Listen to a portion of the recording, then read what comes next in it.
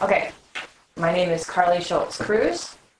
I have been keeping a blog for the last year, recounting my experiences working in a restaurant kitchen.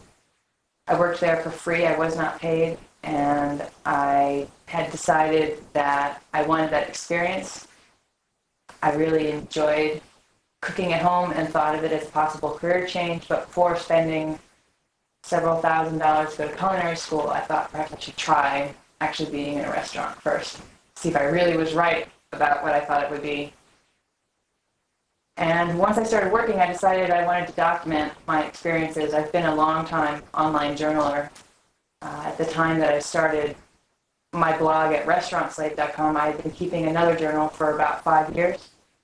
And it just seemed natural to me to document that experience as well, but I didn't want it on the same site as my personal home site, just a giant lumbering dinosaur by this point, full of years of information.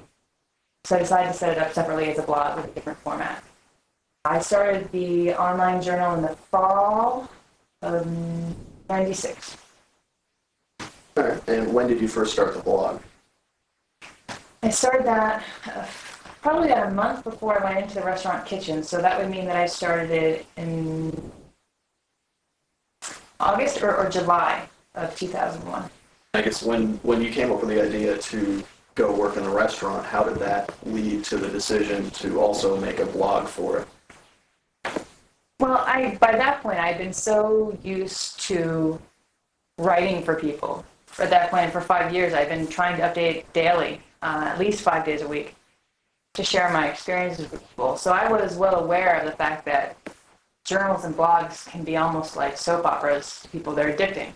You want to know what happens next. And these days, the food thing is so huge. I mean, everyone's watching Iron Chef or, wondering what it's like to own a restaurant. The whole culinary world in the past couple of years, especially in San Francisco, has exploded in popularity. So I figured it would be interesting. And if I kept it focused, if I just wrote about that subsection of my life, it would be very simple.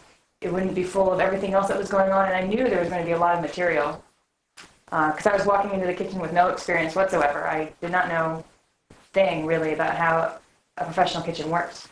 So it just seemed like a natural way to share that information. And I figured I could probably get a lot of help from other chefs or other, food lovers who had advice or criticism or help along the way.